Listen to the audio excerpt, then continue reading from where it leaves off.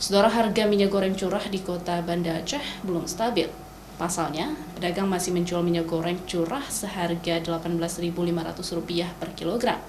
Hal ini dikarenakan mereka belum mendapatkan stok baru dari Sumatera Utara, sehingga belum bisa menjual minyak goreng seharga yang telah ditetapkan oleh Menteri Perdagangan, yaitu Rp11.500 per kilogram.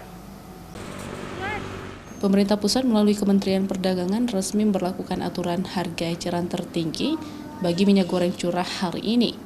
Namun, hal ini belum berlaku di kota Banda Aceh. Pasalnya, pedagang masih menjual minyak goreng curah seharga Rp18.500 per kilogram.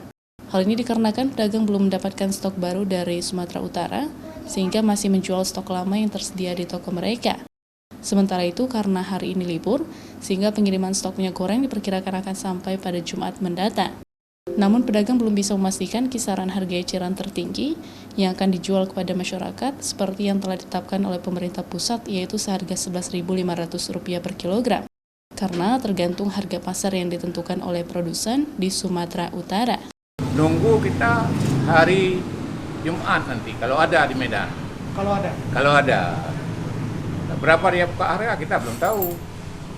Maka masyarakat bisa beli minyak dibilang pemerintah 11.500. Berapa dibuka hari di Medan hari Senin atau hari Jumat kita belum tahu.